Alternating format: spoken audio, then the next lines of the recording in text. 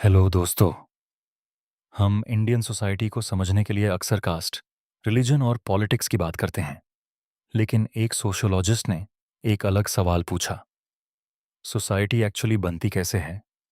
क्या सिर्फ इंस्टीट्यूशन से, या उन इनविजिबल रिलेशनशिप्स से जो हमारे घर, फैमिली और कम्युनिटीज को कनेक्ट करते हैं?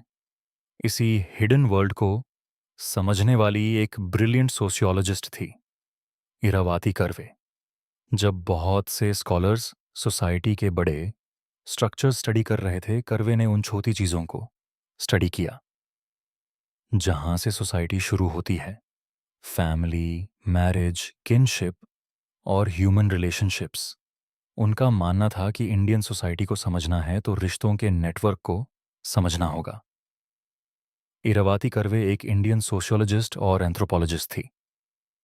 उन्होंने इंडियन सोसाइटी को एक यूनिक पर्सपेक्टिव से देखा और उनका focus family, kinship, marriage, social organisation और कल्चरल डाइवर्सिटी पर था। उन्होंने बताया कि इंडिया एक सिंगल यूनिफॉर्म सोसाइटी नहीं है, बल्कि मल्टीपल सोशल वर्ल्ड्स का कॉम्बिनेशन है। उनकी famous book kinship organisation in India ने इंडियन फैमिली स्टडीज को एक न्यू डायरेक्शन दी। किनशिप का मतलब सिर्फ ब्लड रिलेशन नहीं होता, बल्कि वो रूल्स हैं जो डिसाइड करते हैं हम किस से रिलेटेड हैं और मैरिज कैसे होती है। कर्वे ने देखा कि इंडिया के डिफरेंट रीजन्स में रिलेशनशिप्स के पैटर्न्स अलग होते हैं। नॉर्थ इंडिया में लिनिएज, क्लैन रूल्स और मैरिज बाउंड्रीज ज़्यादा इंपॉर्टेंट होते हैं। साउथ इंडिया के कुछ कम्युनिटीज़ में क्रॉस कज़न मैरिज जैसे पैटर्न्स देखे गए। इससे कर्वे ने प्रूव किया कि इंडियन सोसाइटी एक ही पैटर्न फॉलो नहीं करती। कर्वे के लिए फैमिली सिर्फ एक घर में रहने का नाम नहीं था, बल्कि इकोनॉमिक कोऑपरेशन, अथॉरिटी, रिस्पॉन्सिबिलिटीज और इमोशनल बॉन्ड्स का सिस्टम था। उन्होंने इंडियन जॉइंट फैमिली को भी स्टडी किया और देखा कि प्रॉपर्टी, डिसीजन मेकिंग और रिस्पॉन्सिबिलिटीज एक सिस्टम के थ्रू वर्क करते हैं। अपनी बुक हिंदू सोसाइटी अन इंटरप्रिटेशन में कर्वे ने कास्ट, फैमिली और सोशल ऑर्गेनाइजेशन को डिस्कस किया। उनका सबसे इंटरेस्टिंग वर्क युगंता था, जिसमें उन्होंने महाभारत को एक सोशोलॉजिकल पर्सपेक्टिव से पढ़ा। उन्होंने महाभारत के कैरेक्टर्स को रिलीजियस फिगर्स नहीं मानकर ह्यूमन बीइंग्स के रूप में एनालाइज किया।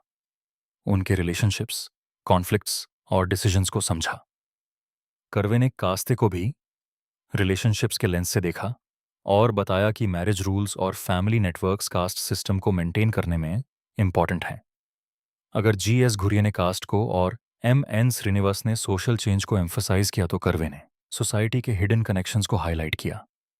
लेकिन कर्वे के वर्क पर यह क्रिटिसिज्म भी था कि उनका फोकस ट्रेडिशनल स्ट्रक्चर्स पर ज़्यादा था और पावर रिलेशंस एंड इनइक्वालिटी को और डीपली देखने की ज़रूरत थी।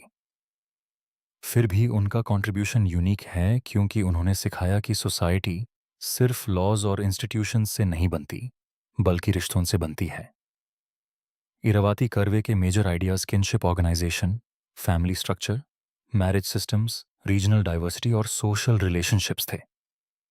Important books: kinship organisation in India, Hindu society, an interpretation और युगंता। आपके हिसाब से सोसाइटी को समझने के लिए ज़्यादा इंपॉर्टेंट क्या है, बड़े इंस्टीट्यूशंस या एवरीडे रिलेशनशिप्स? कमेंट में अपना ओपिनियन ज़रूर बताइए और चैनल को फॉलो कीजिए, क्योंकि यहाँ सोशियोलॉजी सिर्फ पढ़ाई नहीं जाती, बल्कि एक्सप्लेन की जाती है। Keep learning with sociology in 60 seconds।